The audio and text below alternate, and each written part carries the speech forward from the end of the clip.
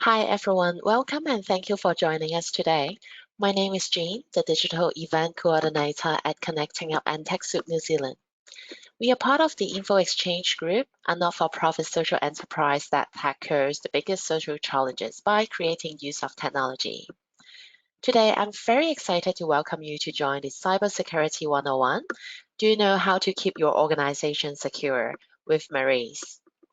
Maurice is the Information Security Lead at Info Exchange, where she leads information security activities and initiates across the organization.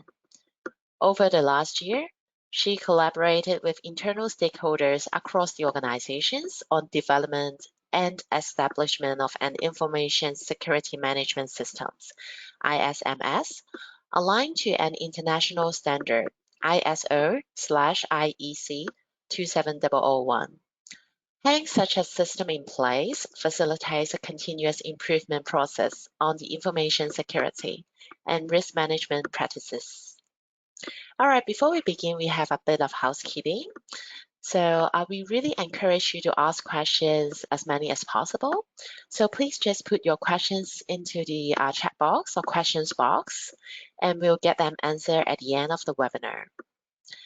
And please also note that the webinar is being recorded. The slides and the recording deck will be sent to you in 1 to 2 business days. And we'll have a very short survey at the end of the webinar. That would be great if you can help us to complete that. All right, I'll now pass on to Maurice to have today's session. Thank you. Great. Thank you, Jean, for the introduction, and welcome everyone to this webinar on Cybersecurity 101 with essentials to keep your organization secure. I'd like to begin by acknowledging the traditional owners of the land that I'm on today, the Wurundjeri people. I would also like to pay my respects to elders past, present, and emerging. So today's webinar will cover what you see on the slide here, a view of current cybersecurity threats facing organizations, the top 5 things all not-for-profit staff must know to keep their organization's data safe, a high-level overview of cybersecurity measures every organization needs to have in place, some resources to get the basics in place at your organization, and then we'll get into some question and answer. And as Jean said, please put your questions in the chat as we go along, and we'll get to them at the end. So information security practices are no longer a nice to have. Given the increasing nature of our digital footprint and increasing threats, we must build information security resilience into our organizations. Security has been in the headlines every month, with a number of organizations across all sectors of the economy being affected. And a view of some of the headlines within the community services sector and government as well are on these slides. So on the top left, Oxfam had donor information of over 1 million Australians disclosed via a data breach when the database was accessed via a security incident. On the right, the incident in March involved a caseworker who worked at a community services organization and had access to an IT system provided by the Department of Health and Human Services. After leaving the position, his access to the system was not revoked, and thereafter he accessed confidential information related to children and committed sex offences. On the bottom, in April, Uniting Care had an attack on some of its IT systems, and as a result, had to resort to manual workarounds due to IT systems being inaccessible. On the top there, an incident experienced by Uniting Communities where staff were unable to access certain systems due to a cyber incident. This again would have required manual workarounds and changes in business process and procedure. And the last one there is fairly recent, just from earlier this month, linked to the My SA government IT system, where individuals' accounts were accessed via stolen password credentials. Now, this was possible because people had used the same password across online IT systems. And when one of the systems is compromised and passwords obtained, the same passwords gave access, in this case, to My SA Gov accounts. And hence details such as driver's license numbers, which are a key piece of identity information, were available to third parties. So as you can see, the impacts of the incidents from cyber attacks vary. In some cases, data is inaccessible due to being locked up by what is known as ransomware. In other cases, personal information is disclosed via a data breach, and can thereafter result in harm such as emotional harm or identity theft. So a key message is that the human element is significant in the delivery of security in today's organizations. The human element is that people component. So for example, for staff to be aware of certain processes on how to securely share information or how to use technology securely by creating a strong password or using multi-factor authentication. Security behaviors and the culture and sentiment on security within an organization are greatly influenced by you and your perception of risk. And most importantly, these perceptions can be changed. So security is really everyone's responsibility. It's no longer just an IT department's responsibility or senior manager's responsibility. Everybody has a role to play in improving security within organizations. So throughout the year, there are a number of awareness campaigns that are run to promote and raise awareness of various threats that can impact organizations and individuals. Last week was Scams Awareness Week, and the Australian Competition and Consumer Commission encourages everyone to start a conversation about scams and their impacts. Scams cost Australian organizations hundreds of millions of dollars each year and cause emotional harm to scam victims. There is more information on the scamwatch.gov website, which you are encouraged to visit to learn more about how to recognize and report scams. Okay, let's get into the top 5 things you must know to keep your organization's data safe. The first one is know how to spot a phishing email. Phishing emails are sent with the aim of tricking a recipient into clicking on links, opening attachments to the email, or giving up their personal information. So the example on this slide was there was a staff member who received this email about messages that could not be delivered into their mailbox. Maybe they're held in a quarantine box within Office 365, for example.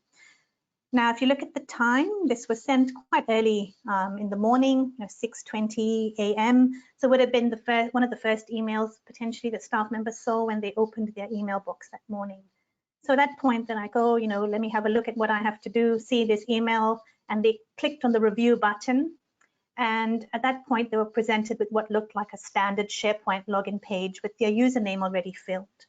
So they entered in their password into the password box and they clicked login. Now, at that point, they've given up their password. Fortunately, in this particular case, multi-factor authentication was employed, and so the access to the account was protected. Now, the staff member was still asked to change their password as a precaution. And if you look at the telltale signs in this email, the from email address does look a bit suspect, as does the link within just above the review button there. It doesn't look like it's really a SharePoint link as such. So these are some of the things that you should be looking out for within emails. And the staff member in this case probably had not been to security awareness training on recognizing phishing emails. Awareness is the first thing that all staff must be exposed to in terms of how to recognize a phishing email. So here's another example of a real life phishing email. And this is an example of what is called business email compromise. So an email request was received by a payroll department appearing to be from a staff member requesting a change of bank details. And the payroll department didn't pick it up, and they actually responded initially to this request saying, yes, please send me your new details. At which point the second email came through to payroll, and then due to the grammar in the email, they realized that this email was not legitimate. Now, if you look at the from email address there, again, that does look suspect. This did not originate from a staff member. So as I said, this is an example of what's called business email compromise, where organizations are targeted with changing bank details for supplier accounts or for staff member payroll accounts, for example. It's one to look out for. This is a useful poster which highlights the general attributes of a phishing email. So note, not all these may apply, as phishing emails have different intents. So with phishing, the attacker uses social engineering principles to trick the person into performing an action. So these principles may be a sense of urgency or scarcity, for example. And if you look at this one, the message here is that you are eligible for a tax refund. mean, who wouldn't like that? So it'd be really enticing to click on the link. However, it's important to take note of the signs within the email to determine whether something like this is legitimate or not. And while this poster references what to watch out for in emails received, the same techniques are used to get people into clicking things, via text messages or messaging apps, or even via phone calls to get somebody to log in, remotely to your machine, for example. So it's not just email that's used as what we call an attack vector. The other means are prevalent as well. So it's really important to be vigilant whenever you're asked to click on a link, open an attachment, give up some information. Always just double check this is legitimate. All right, now we have a poll with 2 questions along the topic of, can you spot a phish? So these are taken from the Scam Watch quiz, and I'll just switch to show you now. This is a quiz which is on the scamwatch.gov.au website. It's free to take. We'll be going through just 2 of these questions in this webinar, but there's 8 in total, and I encourage you to visit this and do it for yourself. So back to the first question here. You received this email from MyGov asking you to verify your identity. What would you do? We'll give everyone some time to review this and think about which of the 2 responses at the bottom you would select, at which point we'll have a poll up in about 10 seconds or so.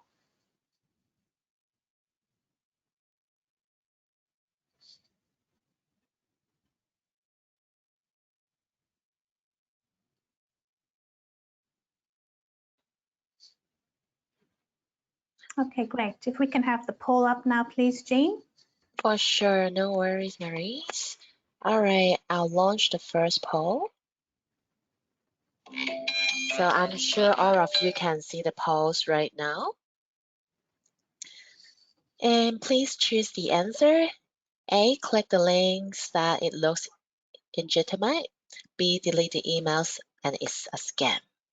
So we got 94%, 61. The numbers is coming out. So everyone's is voting right now. Great. Thanks for joining this. All right, so now maybe it's the time to share the results. All right, let me share the results now. So 95% is selecting B, delete the email is a scam, and we have 5% selecting A. Okay, great. Yes, it's a scam. The Australian government will never ask you to follow a link in an email or SMS to verify your identity. Another sign it's a scam is if you look at the from address, no reply at aussie.com. All government agencies would end in .gov.au. Another way to check would be to hover over the link. I know you couldn't do that in this case on the slide, but look at the link or hover over the link and check carefully that it looks legitimate. It's a .gov website, for example. Thank you. So well done on that. So this is the second question. Your boss sends you this email. What should you do? Again, we'll give everybody some time to review this and think about which of the 2 responses you would select, and we'll go through the poll process again.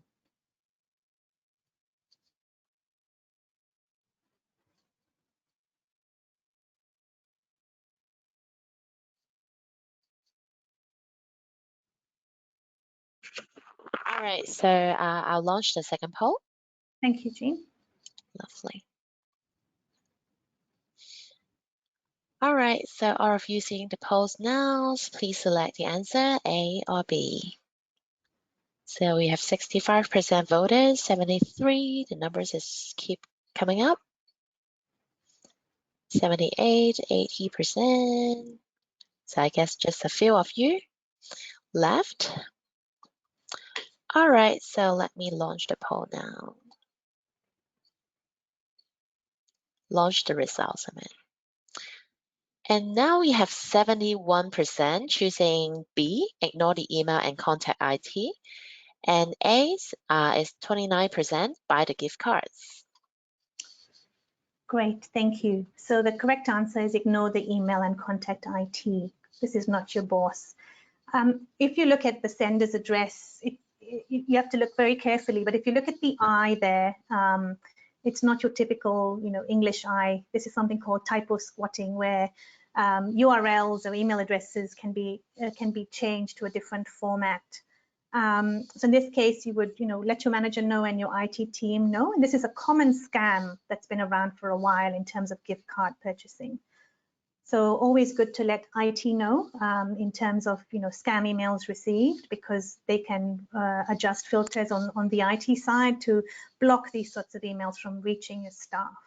And another good practice is pick up the phone.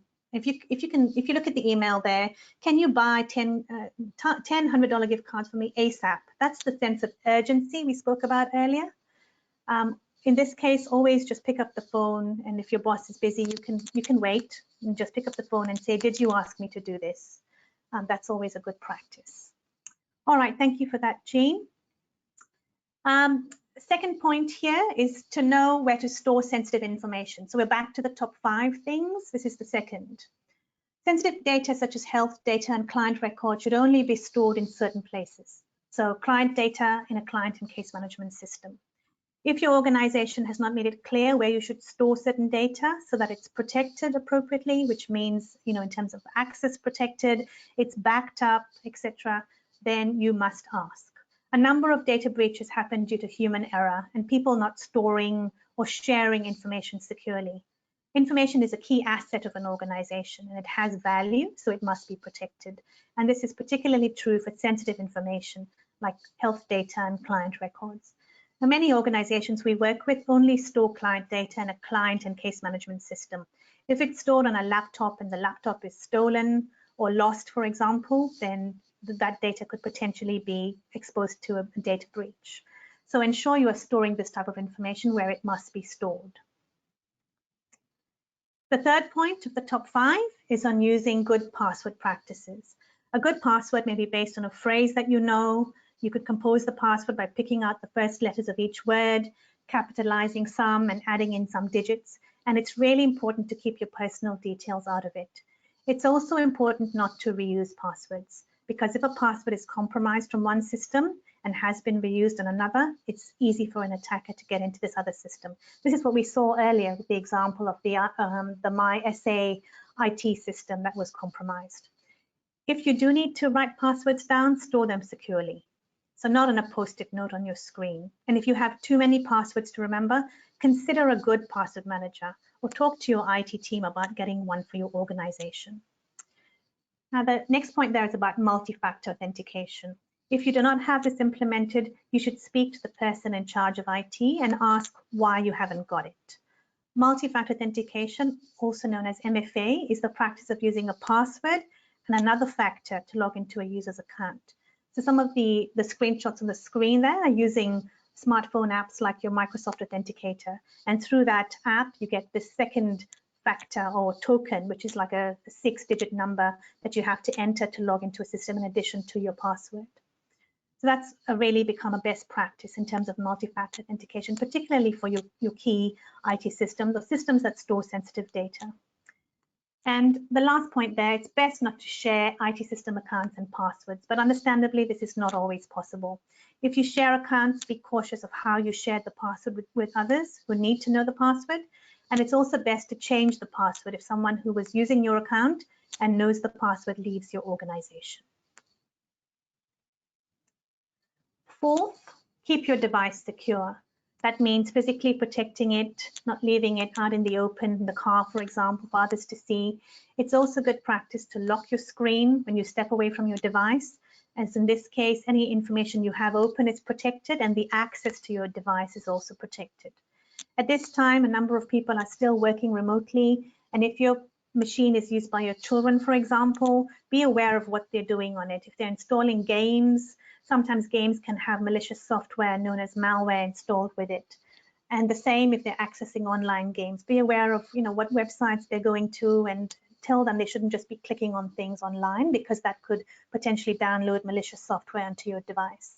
There's a number of organizations who report a security breach because they're using an infected home machine without appropriate protections.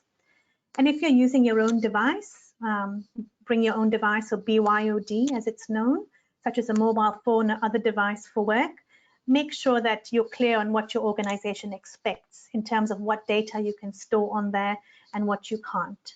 And if you're not sure, ask the question. And also some additional protections are listed here. For example, make sure you have a PIN on the device. Security updates are deployed automatically, or when you see the prompt to update your device, you do that. And that you could have remote wipe capability, which can be used in case your device is lost and you've got sensitive information on it. And lastly, report anything that you're not sure about or seems suspect. So in terms of security incidents, that is. Security incidents are adverse events which pose a threat to an organization's information systems, services, or just information in general. And they can stem from a variety of sources. So for example, something that may be unfamiliar in terms of the way your device is behaving, disclosure of information to an unauthorized person, lost devices or lost removable media such as USB sticks with your organization's information on it, or someone who's not familiar on your office premises, maybe not so typical now with people working from home, but people as well that you don't recognize who are around your office. That could potentially be one that you should ask the question, you know, can I help you and what are you here for? If something happens on your device, you know, your IT team will generally check your access logs, reset your password, run a security scan, and make sure that everything looks okay. And make sure you know who to report potential security incidents to at your organization. So if you see something, do say something. All right, some of the key takeaways. The first three are important for you to know. And the last four in gray font are what your organization should have in place. And if you're not sure about these, please do ask. So the first three we went through in terms of using strong, unique passwords, being aware of phishing emails and also other mediums like text messages or phone calls through which scams could originate. And remembering that websites can be fake. If you get an email that looks like it's come from your supplier and they're asking you to click on a link to their website, it may not necessarily be legitimate. Be aware of those things. And the last four are in terms of where should sensitive data be stored, using multi-factor authentication, being aware of your IT and security policies, which would lay out your obligations and expectations for you as a staff member, and know who to report something that's suspicious to within your organization.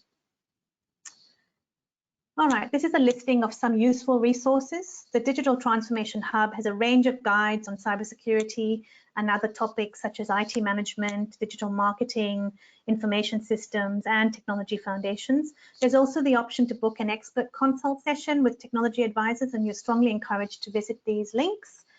The cybersecurity related links here are good references on Scams Awareness Week, and also means of reporting scams or other cybersecurity incidents. The ACSC, which is the Australian Cybersecurity Centre website, has useful guides on personal security measures as well, and also another quiz that you can take in terms of, you know, refining your skills on how to spot a phishing email. The fourth last one there, Have I Been Pawned, is a website that's run by an Australian cybersecurity researcher, Troy Hunt. You can check that website to see if your personal details have been compromised in a data breach. And thereafter change your passwords and you know, be clear on what has been compromised. If it's something to do with your identity, there's things you can do, and there's guidance on identity theft there on the link following that.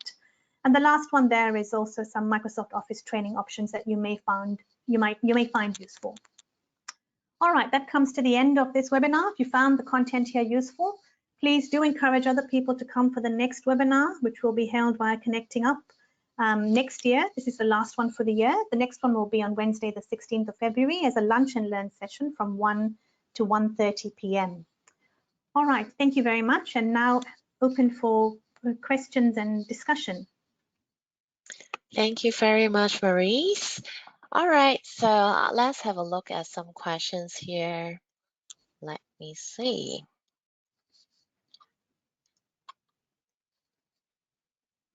Yes, so the first question from Jenny. So she's asking if the links will be emailed out, and yes, because this presentation deck will be sent to you in 1 to 2 business days. So all the emails will be included in the deck, so don't worry. And yeah, Karen got the same questions. And for sure, all the links you'll be receiving in 1 to 2 business days. And Mary is saying absolutely fabulous. It's very concise with the specific recommendations. So she's very appreciated. Great, thank you. Thanks, Maurice, for that. And we have some more. Let me have a look. And Joe's would like to say thank you as well. It's like super concise and very informative.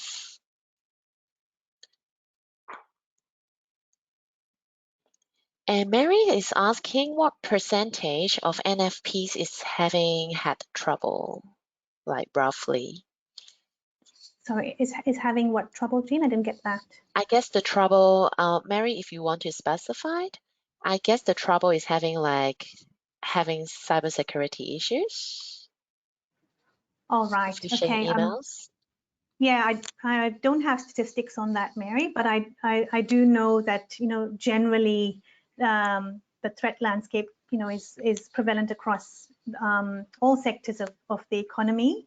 And it's primarily, phishing emails. That's the number one method that attackers use to get into organizations. Another one you may hear of in the media sometimes is to do with ransomware, which is where your data can be, locked up. So in that case, it's really important to ensure that you have good data backups that are in place and that those backups are tested. Another one that's quite prevalent, as we did see, is the use of stolen usernames and passwords.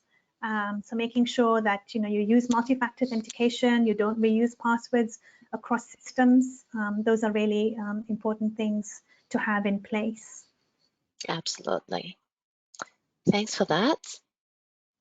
All right, so if you have any questions, please feel free to put into the chat or question box, and then we'll get them answered right now.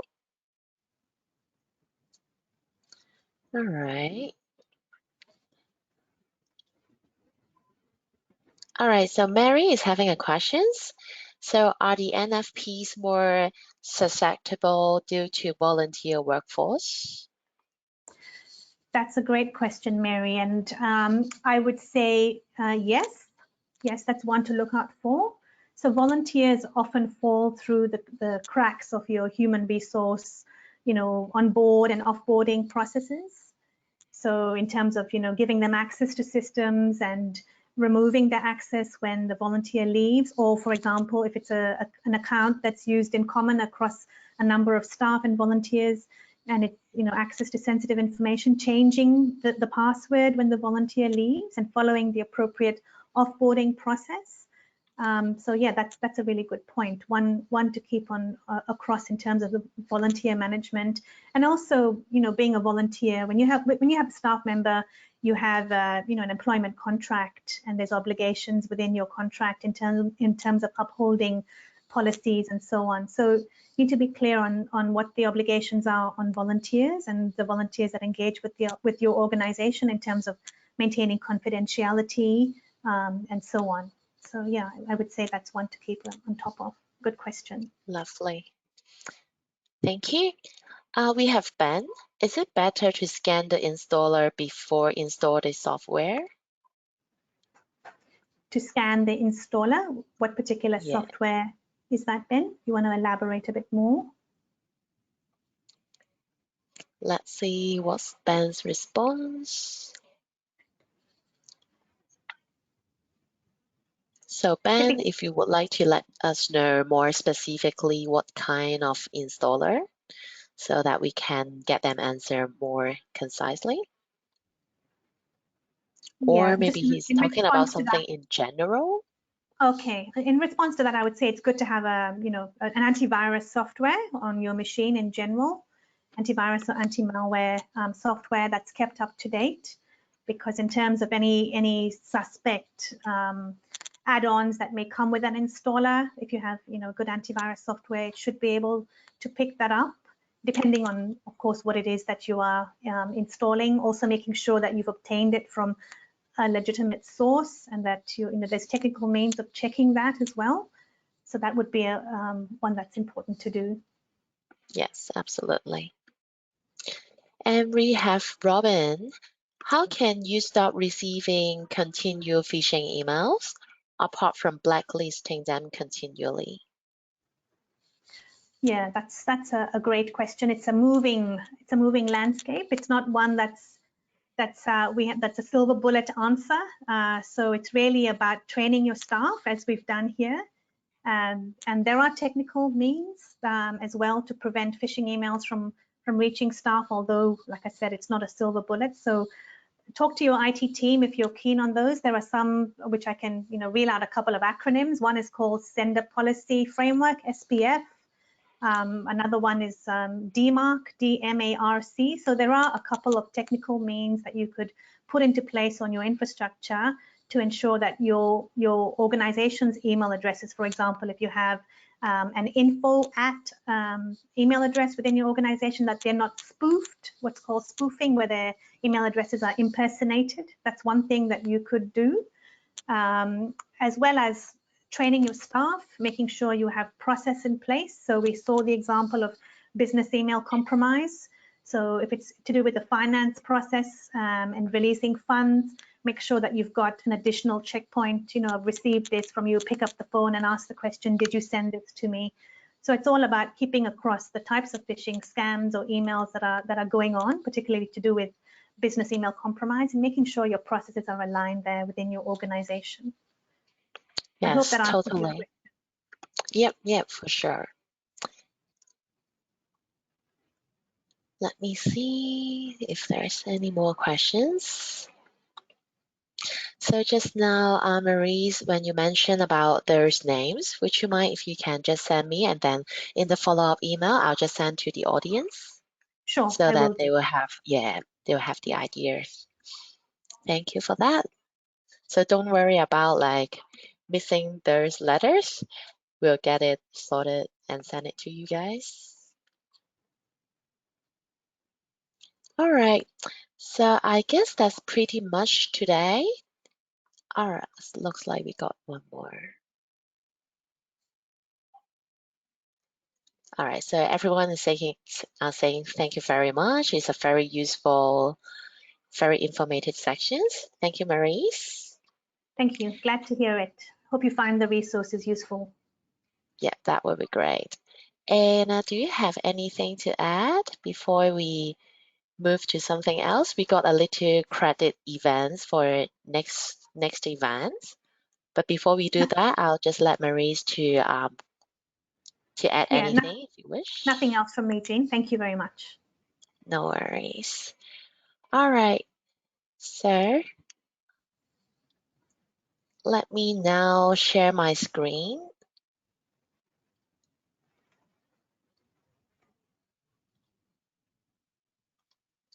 because we got a really lovely events coming up. It's about the LinkedIn. So I'm sure most of us are very familiar with LinkedIn. So we got our Mastering LinkedIn series coming up starting from next week. Due to some technical issue, maybe I cannot. Just let me share the screen now. But in the follow-up email, I'll be sharing with you about the link. So Mastering LinkedIn series is our 4-section boot camps. It's not only about letting you know how to create the LinkedIn profiles. It's really about how to improving your profiles, grow your networks, about how to use the ads in order to help your organizations. So there's a discount code that I'll be sending and sharing with all of you. So it was $200, but with the discount code is a $50 off. So it's just $150 for 4 very informative sections. I'll be sending the link and all the informations in the follow-up emails. So I hope all of you can enjoy the coming up sections and then stay with us. All right, so let me finish off and let me see the Q&A once more before we finished. All right, so that's it for the Q&A. Thank you, Maurice, again. Thank you, And Jean. then thanks, everyone. And then we'll see you next time. Thank you. Thank you. Bye-bye. Bye-bye.